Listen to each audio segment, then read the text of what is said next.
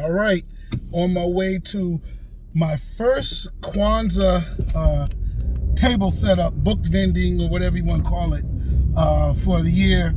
I think I'm going to do 2 of these. I'm the one that produced the show right before the quarantine called KwanzaaCon, so this is important for me to reach the people that are part of my audience that goes to Kwanzaa events. So now, today my topic is fiction science or science fiction. Sounds like I'm playing with words, but it's very real and it's a very important subject. I just talked to my man Stanley Neron about it, and he said sounds like they calling people sellouts and stuff like that. So it is important. What is the heck is science fiction and fiction science? It sounds like the same thing. When somebody used it on me, I did not know, I didn't think about it. I was like, wait a minute, that's the same thing. And then I said, wait a minute, listen to who's telling you this, who's calling it this. And then I started to put more and more together. And then I realized that there is something that people call fiction science. Now, let me try to unwrap it all because I think it's all important for specifically Black science fiction writers, but kind of all science fiction writers. There is a community of people that are severely affected by confirmed lies. And when I say confirmed lies, I mean things like the Christopher Columbus holiday, right? Things like Thomas Edison invented the light, right? When they don't finish the sentence and say he invented the light bulb, but Lewis Latimer invented the filament that gives it the light, right? So, or Christopher Columbus didn't really discover America. He was lost, and he, all of the things, he wasn't a good person, all that stuff. But when they're confirmed by the government or educational system, which is a division of the government, it has created larger level conspiracy theorists, and those ain't even conspiracies, those are real deal things, but they were once conspiracy theories because they were confirmed by the government and only rumored about to not be true. So now we have this fiction science thing. I've already said years ago that we are being hoodwinked about space. What we're being told about space or what we believe is incorrect, and it's making us have support things like Star Wars or space defense system that I think was Ronald Reagan put up in the sky. Things like that we fear, like aliens, and in reality they're finding allegedly aliens of color on the moon, but yet we as people of color are made to fear any type of alien that will come to Earth, when it's other people that fear them, and they fear them really just because of the color of their skin, and it's the same reason why they fear Black people. These people are asleep, they're dead, they're on the moon allegedly, and they're not moving, they're dead, but yet they're scared of them. What are they going to do to us when they come to Earth? They're going to eat us, they're going to colonize us, they're going to enslave us, they're going to kill us, they're going to exterminate us. These are all of the things that Columbus did when he traveled to these places. So what they're doing is they're projecting their fears of their own things that they would do onto aliens. So I said we are hoodwinked on space, right? Now that thought has advanced to this thing called fiction science, where it embodies everything that is propaganda-ish and puts it all in the circle together.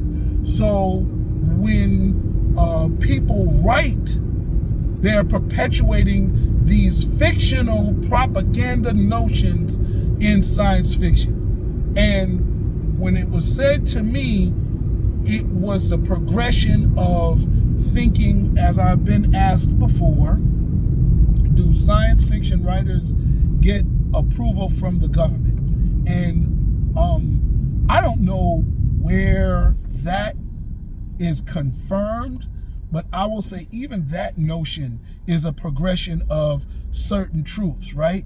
Because there are things that people who have left the government, people who have left probably Area 51, that have said things and have written books that are things that the government may want to keep as secret, right?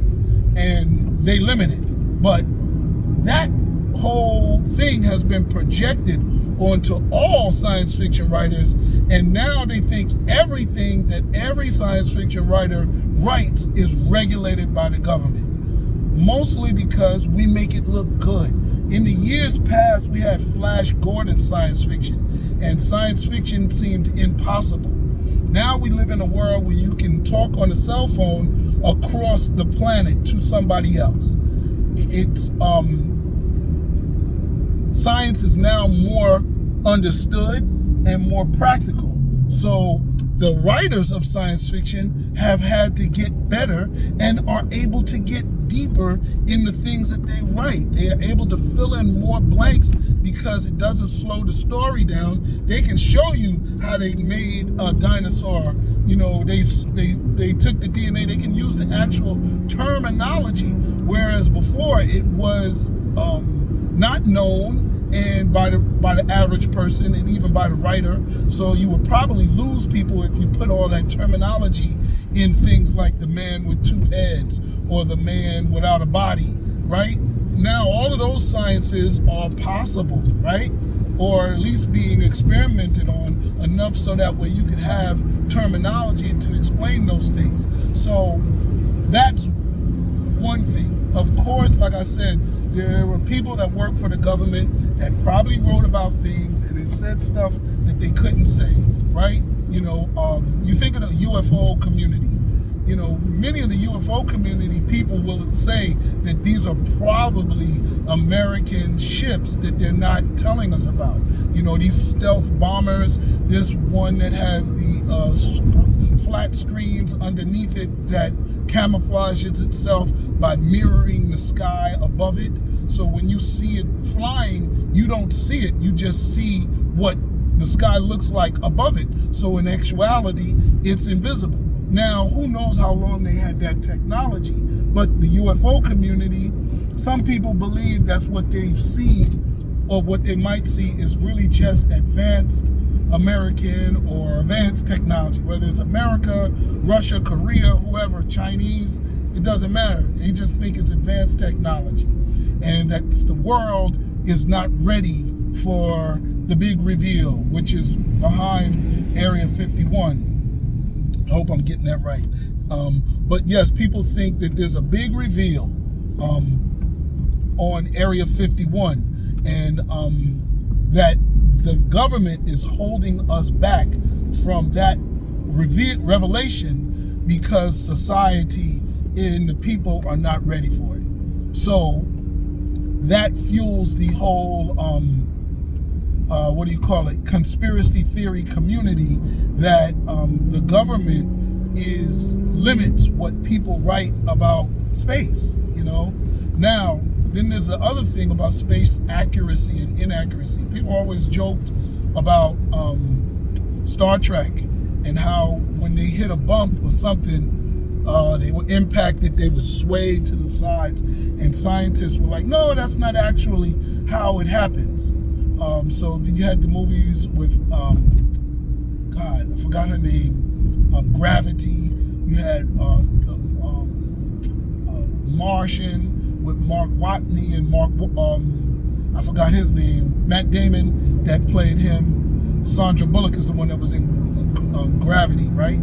And you had these movies portraying a more accurate version of gravity and space. So it already made shows like Star Trek and Star Wars seem fictional. So people, instead of saying that those were fictional, they said that, all of it is fiction. And they're just trying to promote to you something that doesn't exist. I think there's a little bit of the flat earther community that believes this, because flat earthers are really just advanced conspiracy theorists that believe that if the government can lie about Columbus Day per se, or who killed Martin Luther King, or who killed JFK,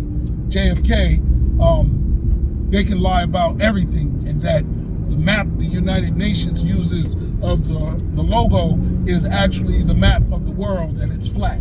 So they don't need science. They're confirming their beliefs by the reality that the government does keep secrets and lies to the population. So they advance that and throw that into this conversation about science fiction writing and science fiction in general. Now, do I believe that there is fiction science? Possibly. I haven't had a chance to identify anything, but I know there's religious science that is fiction, and I think a good example of that was L. Ron Hubbard's book, Battlefield Earth. And I've seen people and groups use science fiction to promote their own theories. I don't think that is necessarily a bad thing, because I think that's what science fiction is for.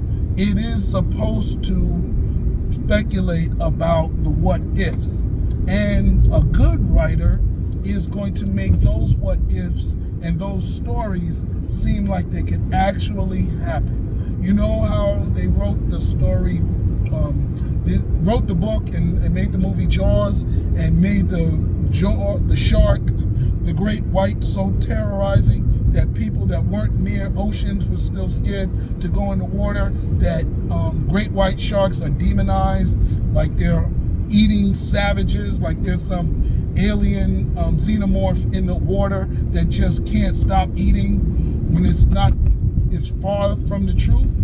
But that's what they've been able to promote through propaganda, or let's not even connect